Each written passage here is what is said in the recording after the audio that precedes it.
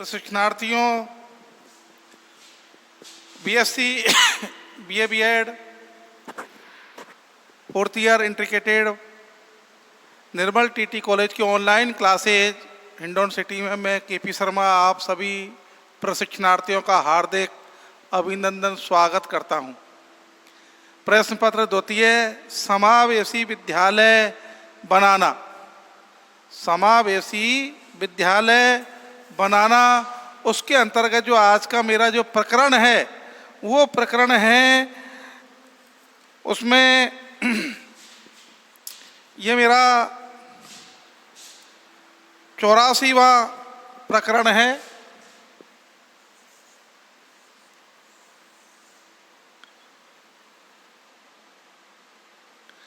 ये 84वां प्रकरण है जिसमें निःशक्त जनों के लिए 84वां प्रकरण है जिसमें निःशक्त जनों के लिए कानूनी प्रावधान एवं समेकित शिक्षा का क्षेत्र क्या है उसके बारे में मैं आप सभी का ध्यान आकर्षित करता हूं।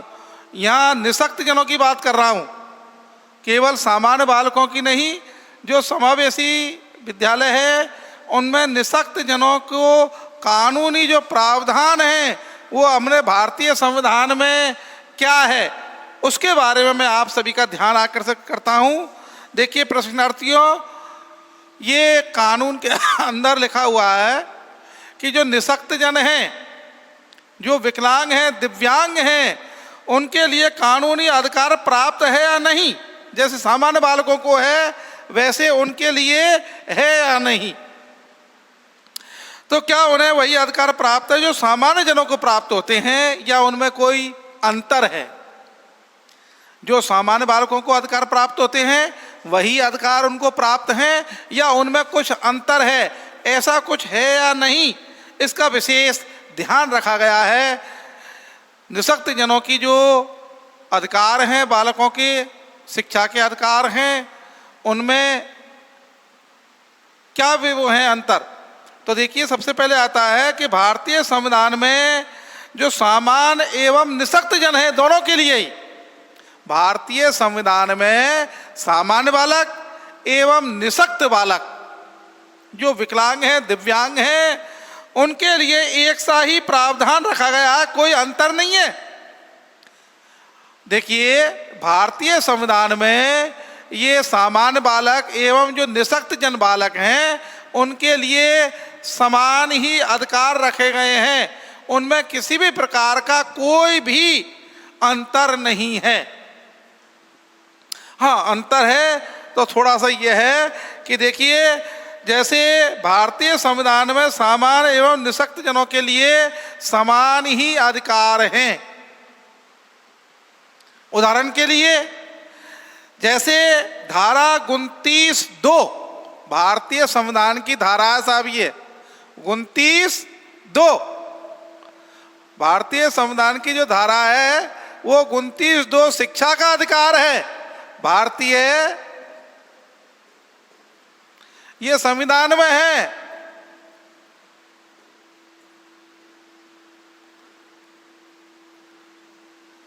इसमें 29(2) में संविधान ने शिक्षा का जो अधिकार है, इस संविधान में जो शिक्षा का जो अधिकार है ये प्रत्येक नागरिक के लिए है। इसमें चाहे वो सामान्य नागरिक है, चाहे वो दिव्यांग नागरिक है, कैसा भी है, शिक्षा का अधिकार सबको समान है। भारतीय संविधान के 29(2) के अंतर्गत, धारा 29(2) के अंतर्गत जो सभी को समान शिक्षा, उसमें जो शिक्षा का अधिकार है वो सभी नागरिकों के लिए समान रखा गया है, सभी नागरिकों के लिए समान रखा गया है भारतीय संविधान में। किसके अनुसार? 29(02) इसके अंतर्गत सभी को, जो भारतीय नागरिक हैं, उनको समान शिक्षा का अधिकार है।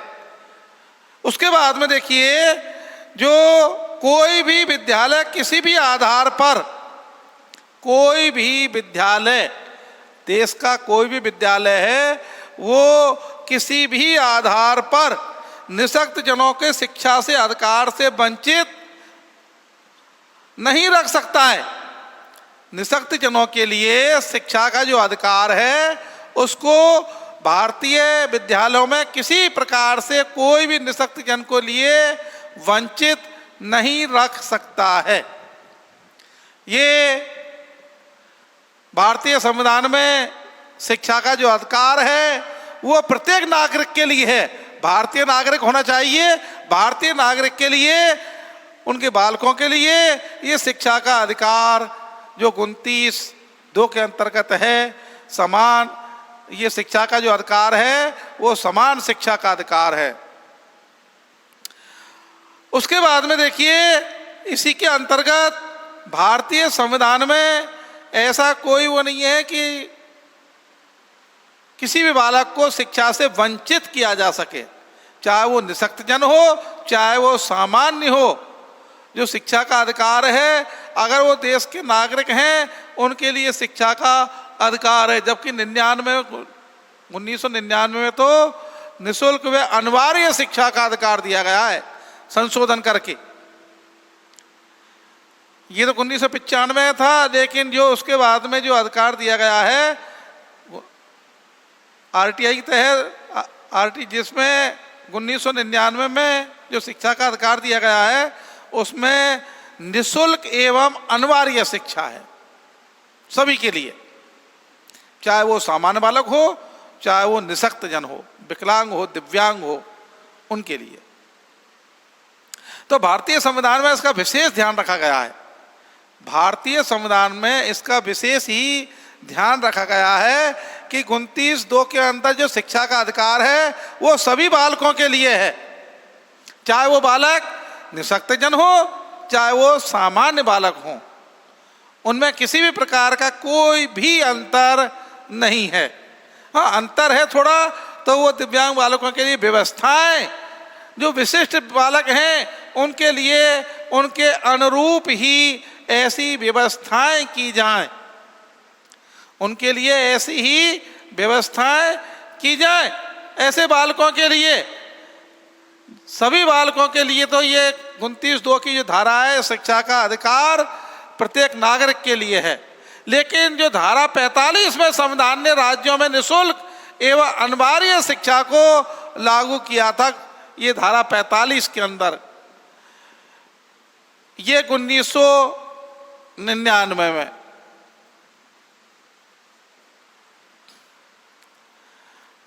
इसके बाद में देखिए, धारा 45 में जो संविधान ने राज्यों को, जितने भी राज्य हैं राष्ट्र देश के, उनको राज्यों को निःशुल्क एवं जो अनिवार्य शिक्षा देने के लिए आदेशित किया है।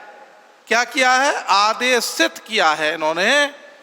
और जिसमें सभी जो बालक हैं उनको निःशुल्क, और निःशक्त जन हैं उन बालकों को भी विद्यालय में प्रशिक्षित एवं योग्य शिक्षक हैं, प्रशिक्षित एवं जो योग्य शिक्षक हैं उनके द्वारा शिक्षा प्रदान की जाएगी। ये धारा 45 के अंतर्गत है भारतीय संविधान में।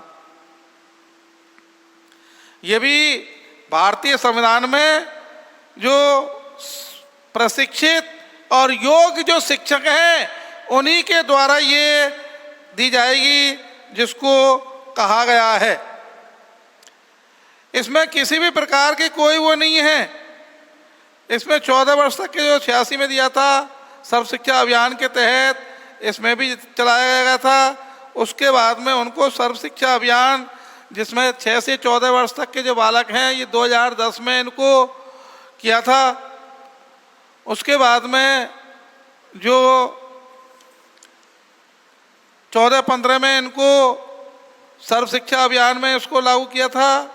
1998 में, अक्टूबर 98 में इसको, लेकिन धीरे धीरे इसको क्रियान्वित किया गया इन योजनाओं के माध्यम से। उसी के बाद में देखिए 92 में भी इनके लिए ऐसी राममूर्ति समितियाँ वगैरह, उसके तहत इनको किया गया। ये 12-13 में जो सर्व शिक्षा अभियान था, इसकी भी ऐसी रणनीतियाँ बनाई गई थी उसके बाद में देखिए जो समावेशी जो विद्यालय इनको भी क्रियान्वित किया, और राष्ट्रीय जो विकलांग जन नीति थी 2006, इसमें भी इनको बहुत ही समावेशी विद्यालय और इनके लिए बहुत केयर ये किया गया था। और जो गैर सरकारी एनजीओ वगैरह है वो भी इसमें सहभागिता निभा रहे हैं दिव्यांगों के लिए।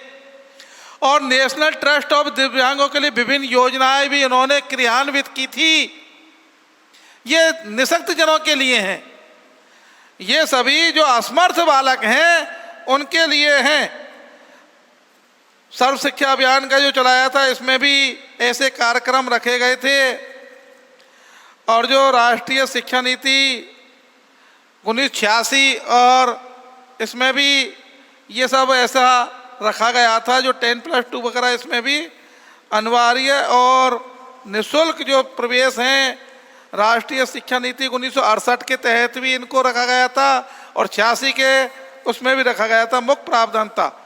और जो शिक्षा का अधिकार 2010, शिक्षा का अधिकार 2010, इसको भी विकलांगों के लिए, वैसे तो ये RTE जो अधिनियम है सभी बच्चों के लिए निःशुल्क और अनिवार्य शिक्षा का जो अधिकार है, ये 2009 में इसको 2009 में RTE और 1 अप्रैल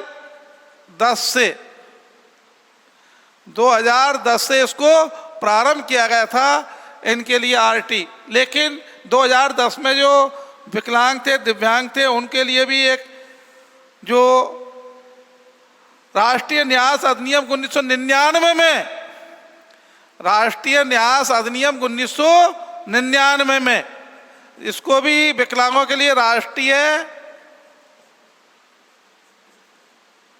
न्यास अधिनियम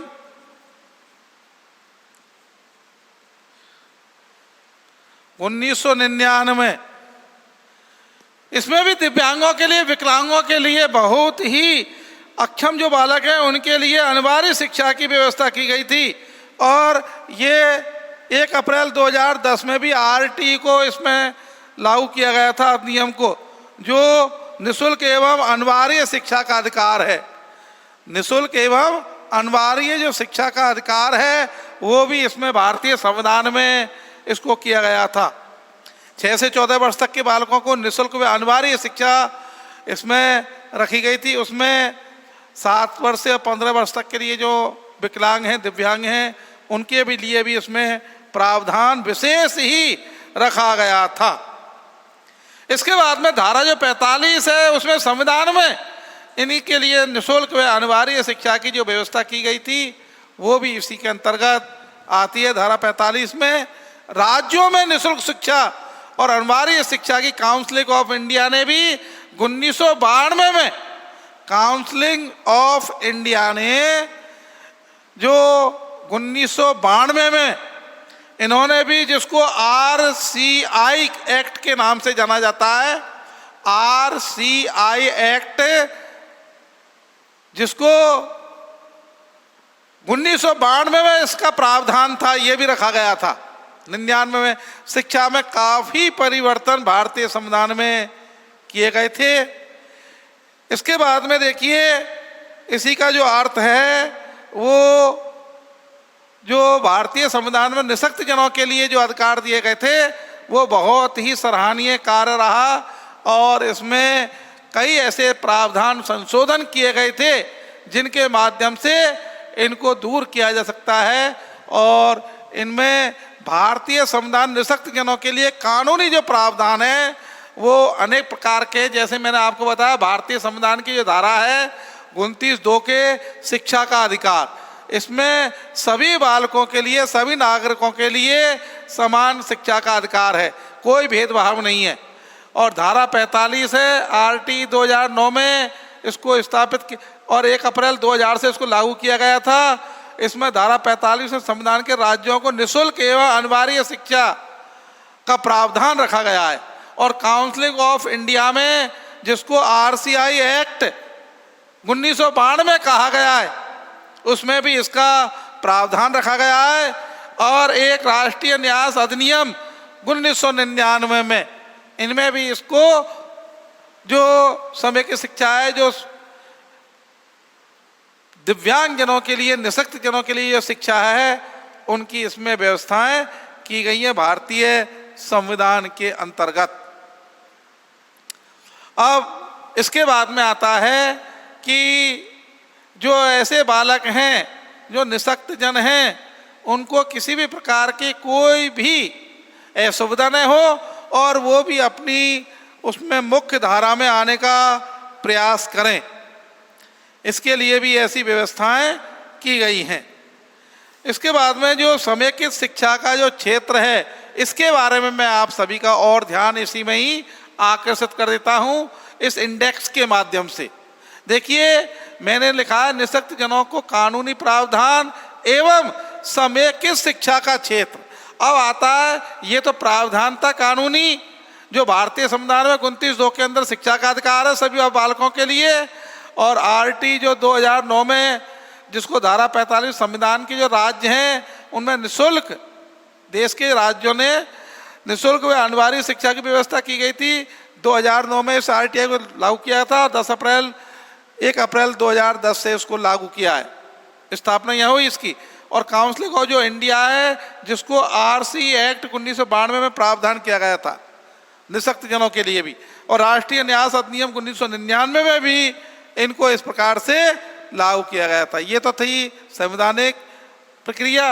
अब आती है समेकित शिक्षा का क्षेत्र। ये मैंने आपको इस इंडेक्स के माध्यम से जो समेकित शिक्षा है उसके बारे में मैं आपका विचार, अपना ध्यान आकर्षित कर रहा हूँ।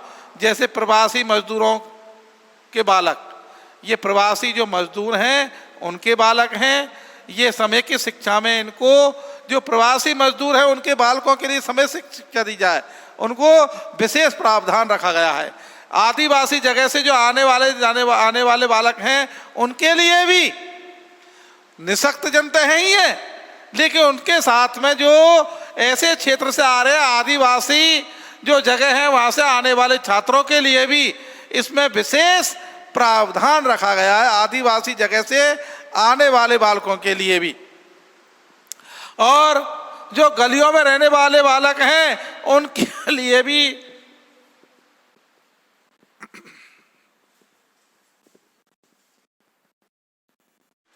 तो निःशक्त जनों के लिए कानूनी जो प्रावधान हैं वो इस प्रकार से थे।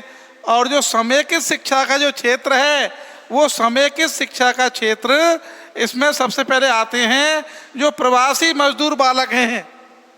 प्रवासी जो मजदूरों के जो बालक हैं उनके लिए समेकित शिक्षा का क्षेत्र है। आदिवासी जो जगह से आने वाले जो बालक हैं उनके लिए भी ये समेकित शिक्षा का क्षेत्र है। जो आदिवासी भील मीना वगैरह, जो गडरी वगैरह होते हैं, जो जंगलों में निवास करते हैं वनवासी, वो आदिवासी क्षेत्रों जगह से आने वाले जो बालक हैं उनके लिए भी समेकित जो शिक्षा है उसका क्षेत्र है। और गलियों में रहने वाले जो बालक हैं, गलियों में दूर दराज जो ग्रामीण क्षेत्र में या उसमें कचरा पीने वाले जो वैसे बालक हैं एकदम, उनके लिए भी समेकित शिक्षा का क्षेत्र है। इन बालकों के लिए ये समेकित जो शिक्षा है इनका ये क्षेत्र है।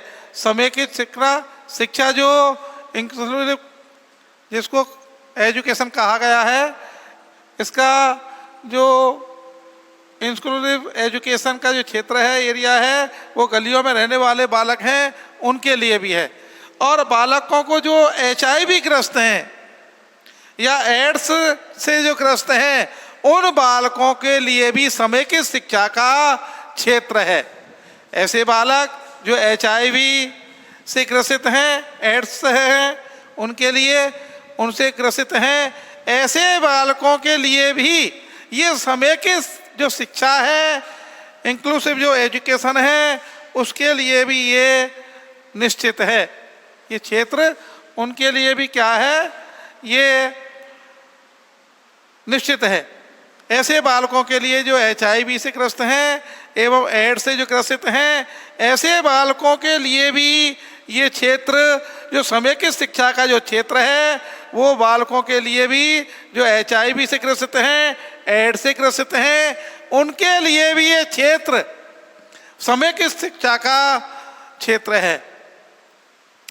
प्रिय बालकों, देखिए जो कार्यरत बालक हैं, जो मजदूर बालक, कार्यरत बालक हैं जो मजदूरी वगैरह करते हैं, ऐसे बालक जो कार्यरत हैं, अपना काम धंधा करते हैं छोटा मोटा जैसे भी, उनके लिए भी ये क्षेत्र जो समेकित शिक्षा का क्षेत्र है, ये उनके लिए भी अनिवार्य है। ये भी एक क्षेत्र है उनके लिए समेकित शिक्षा का।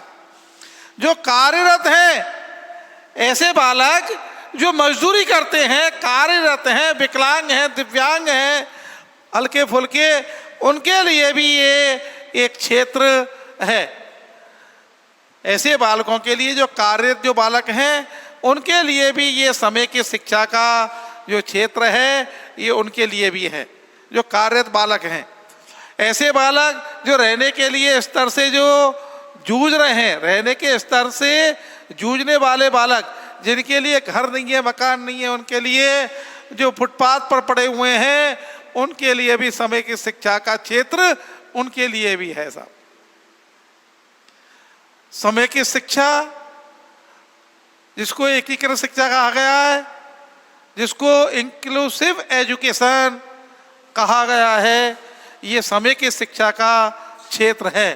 तो प्रिय प्रशिक्षणार्थियों, मैं आपको पुनः देखिए, रहने के स्तर से जूझने वाले जो बालक हैं, उनके लिए समेकित शिक्षा का क्षेत्र है। जो रहने के स्तर के से जूझने वाले बालक हैं, जिनके रहने का अता पता ही नहीं है, वो बेचारे फुटपाथ पर, रेलवे स्टेशनों पर, इन पर रह रहे हैं, अपनी वो समय को निकाल रहे हैं। रहने वाले जो जूझने वाले बालक हैं रहने के स्तर से, उनके लिए भी ये समेकित शिक्षा का इस इंडेक्स के माध्यम से मैं आपको समझा रहा हूँ। प्रवासी जो मजदूर बालक हैं, जो दूर दराज से आए हैं बेचारे, उन बालकों के लिए भी ये समेकित जो शिक्षा है, उसका भी ये क्षेत्र है। जो दूर दराज के रहने वाले बालक हैं, उनके लिए भी ये समेकित जो शिक्षा है, इसका भी ये क्षेत्र है। प्रवासी जो मजदूर हैं, दूर दराज से आए, बहुत से एक राज्य से दूसरे राज्य में, एक देश से दूसरे देश में मजदूरी करने के लिए आते हैं, उनके बालकों के लिए भी ये समेकित जो शिक्षा है, ये भी उनका एक क्षेत्र है। ऐसे गरीब मजदूर जिनके बालक, उनके लिए शिक्षा से वंचित वे भी नहीं रहे हैं। तो बालक ही हैं, ठीक है, गरीबी जो निर्धनता है, दरिद्रता है, वो एक शाप है, अभिशाप, लेकिन उनके लिए भी समेकित शिक्षा का एक क्षेत्र है।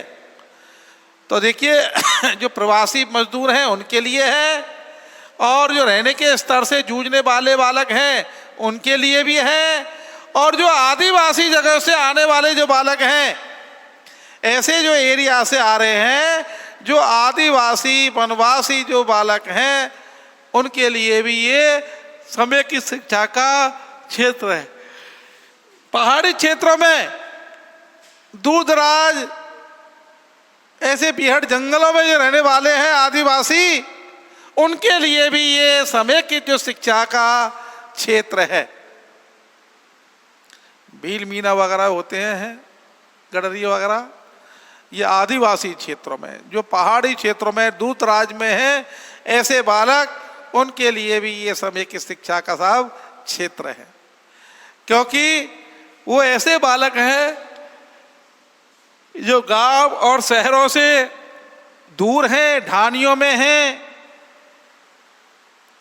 छोटे छोटे समूह में रहते हैं, जंगलों में ही निवास करते हैं, जंगलों में ही अपना उनका डेरे हैं, और वनवासी जीवन अपना व्यतीत कर रहे हैं। लेकिन उनके बालकों के लिए भी वहाँ भी समेकित शिक्षा का एक क्षेत्र है। ऐसे बालकों के लिए निश्चित ही ऐसी व्यवस्था की जाए जिससे कि वो वहां पर अपना अध्ययन कर सके। ये भी एक समय की शिक्षा का क्षेत्र है। ऐसे बालक जिनके घर नहीं है, बेचारे फुटपाथ पर गलियों में रहते हैं, उनका अता पता ठिकाना नहीं है रहने का, उनके लिए भी समय की शिक्षा का क्षेत्र है।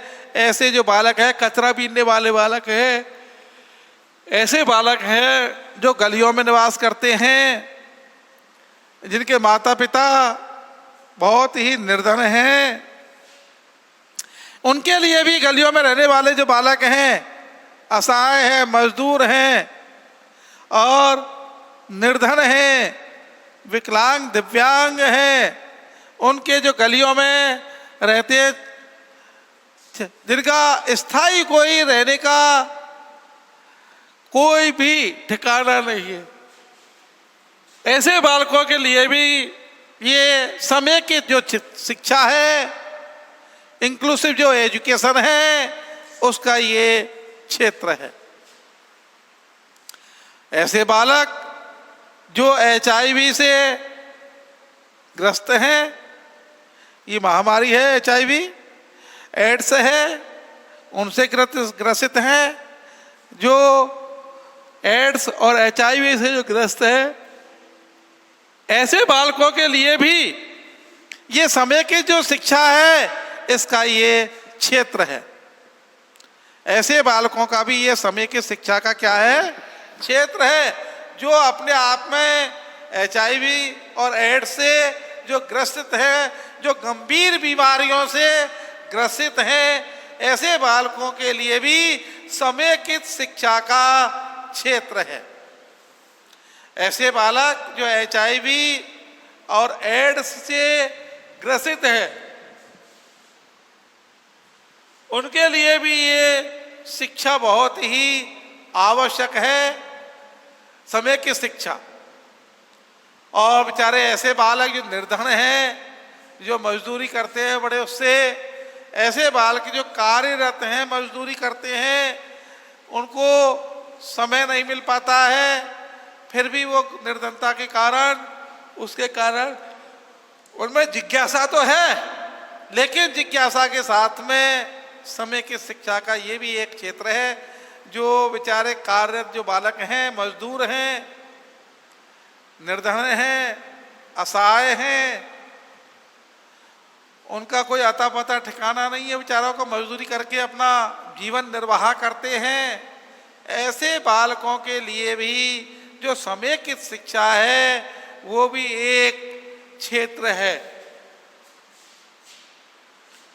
और जो बालक ऐसे हैं जो रहने के स्तर से जूझने वाले बालक हैं, तो मैंने करीब ये आपको 6 जो एरिया है, 6 समय की शिक्षा के जो क्षेत्र हैं, उनके बारे में मैंने आपको ये बताया है। जैसे समय की शिक्षा का क्षेत्र इस इनडायरेक्ट इंडेक्स के माध्यम से सबसे पहला क्षेत्र आता है वो प्रवासी मजदूरों के लिए आता है, जो विदेशी बाहर से आए हैं या दूसरे राज्यों से आए हैं, जो हिंदी भाषी है, हिंदी भाषी राज्य हैं, बड़े ही उनसे उनके बालकों के लिए भी ये समय की शिक्षा का क्षेत्र है। आदिवासी जगह से जो आने वाले बालक हैं, जो आदिवासी क्षेत्रों से आए, भीलवाड़ा, उदयपुर, डूंगरपुर वगैरह से, जहाँ पहाड़ी क्षेत्र है, वहाँ जंगल है, बियाबान, उन बालकों के लिए भी ये शिक्षा का एक क्षेत्र है। ऐसे बालकों के लिए भी ये शिक्षा का एक क्या है, क्षेत्र है। जो प्रवासी मजदूर हैं, आदिवासी जगह से आने वाले जो बालक हैं, उनके लिए भी ये समय की जो शिक्षा है, एकीकृत जो शिक्षा है, इंक्लूसिव जो एजुकेशन है, ये भी उसका एरिया है, इंक्लूसिव एजुकेशन का एरिया है, क्षेत्र है, ये भी समेकित। जो दूर दराज में जंगलों में रह रहे हैं, जिनका बिल्कुल झुग्गी झोपड़ियों में पेड़ों के नीचे अपना जो जीवन निर्वाह कर रहे हैं, उनके लिए जो आदिवासी जगह से आने वाले जो बालक हैं, उनके लिए भी समेकित जो शिक्षा है उसका भी ये एक क्षेत्र है। गलियों में रहने वाले जो बालक हैं उनके लिए भी ये शिक्षा का एक क्षेत्र है। और बालक जो HIV से जो ग्रसित हैं, एड्स से जो ग्रसित हैं, जो महामारी से ग्रसित हैं, जो महामारी है HIV और एड्स, उससे जो ग्रसित जो बालक बालिकाएं हैं उनके लिए भी समय की जो शिक्षा है, इंक्लूसिव जो एजुकेशन है, उसका ये क्षेत्र है। ऐसे बालक जो आदिवासी, उनसे तो आए ही हैं, आने वाले गलियों में रहने वाले बालक हैं, और बालक HIV और एड्स से ग्रसित हैं, कार्यरत जो बालक हैं, जो बेचारा अपना छोटा मोटा कार्य करते हैं गरीबी के कारण, अपना परिवार को पालन पोषण के लिए छोटे मोटे जो कार्य हैं, धंधे करते हैं, उनके लिए भी समय की शिक्षा का ये क्षेत्र उनके लिए भी है। और जो रहने की समस्याओं से जूझ रहे हैं, रहने के स्तर से जूझने वाले जो बालक हैं, उनके लिए भी ये समय की जो शिक्षा है उसका भी एक क्षेत्र है।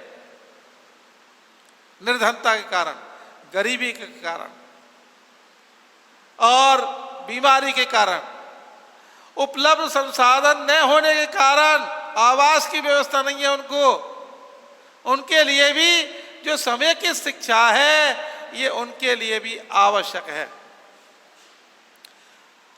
तो मैंने आपको करीब ये 6 पॉइंट ऐसे हैं, इस इंडेक्स के माध्यम से आप सभी के लिए समय की शिक्षा के बारे में बताया है। तो सबसे पहले जो प्रवासी मजदूर है बालक, उनके लिए है, और आदिवासी जगह से आने वाले जो बालक हैं उनके लिए हैं। अब बालक बालिका दोनों है इसमें।